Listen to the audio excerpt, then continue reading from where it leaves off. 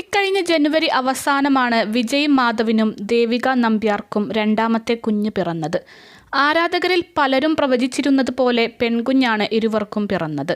കുറച്ച് ബുദ്ധിമുട്ടുകൾ ഉണ്ടായിരുന്ന ഡെലിവറിയായിരുന്നു ദേവികയുടേത്.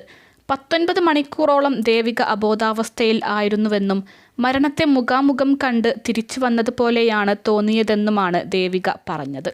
യൂട്യൂബ് ചാനലുമായി സജീവമായ ഇരുവരും പങ്കിട്ട പുതിയ വീഡിയോയാണ് ശ്രദ്ധ നേടുന്നത്.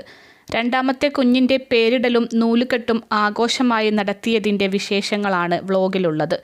മകളുടെ പേര് ആശുപത്രിയിൽ വെച്ച് തന്നെ വിജയ് വെളിപ്പെടുത്തിയിരുന്നു. ഓം പരമാത്മ എന്നാണ് വിജയിയും ദേവികയും മകൾക്ക് നൽകിയ പേര്. ഓം ബേബി എന്നാണ് എല്ലാവരും കുഞ്ഞിനെ ഓമനിച്ച് വിളിക്കുന്നത്. എന്നാൽ പേരിനോട് ഇരുവരുടെയും ആരാധകരിൽ ഭൂരിഭാഗം പേർക്കും എതിർപ്പായിരുന്നു. അത് ചിലർ കമൻറ്റ് ബോക്സിലൂടെ അറിയിക്കുകയും ചെയ്തിരുന്നു. പക്ഷേ പേര് മാറ്റാൻ താല്പര്യമില്ലെന്നും ഏറെ ഇഷ്ടപ്പെട്ട് നൽകിയതാണെന്നുമാണ് വിജയ് പിന്നീട് പ്രതികരിച്ചത്. തിരുവനന്തപുരത്ത് വിജയിയുടെ നാട്ടിൽ ബന്ധുക്കളെയും സുഹൃത്തുക്കളെയും മിനി സ്ക്രീനിലും ബിഗ് സ്ക്രീനിലും സൗഹൃദമുള്ളവരെയും വിളിച്ച് ചേർത്താണ് വിജയിയും ദേവികയും പേരിടലും നൂലുകെട്ട് ചടങ്ങും നടത്തിയത്. ഇരുവരുടെയും കുടുംബ സുഹൃത്തുക്കളായ സുരേഷ് ഗോപിയുടെ ഭാര്യ രാധികയും ക്ഷണം സ്വീകരിച്ച് എത്തി ഓം ബേബിയെ അനുഗ്രഹിച്ചിരുന്നു. ഗോപിയുടെ കുടുംബവുമായി വളരെ വർഷങ്ങളായി ഇരുവർക്കും നല്ല ബന്ധമുണ്ട്. ആദ്യത്തെ കുഞ്ഞിനെ ഗർഭിണിയായിരുന്നപ്പോഴും സുരേഷ് ഗോപിയെയും കുടുംബത്തെയും നേരിട്ട് പോയി ദേവിക സന്ദർശിച്ചിരുന്നു.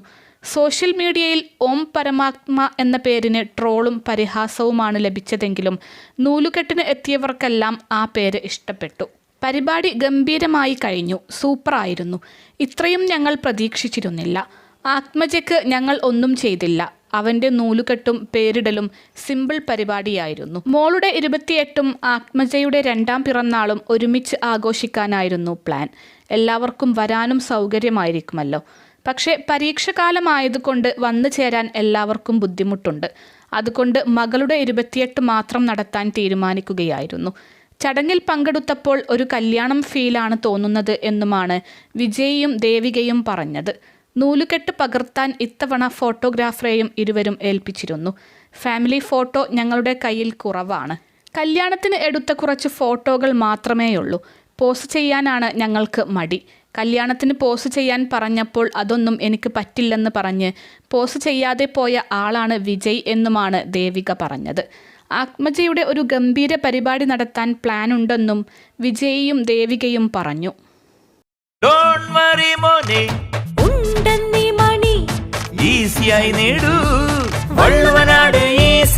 ആവശ്യം ഏതുമാകട്ടെ, പണം ഞങ്ങൾ തരും.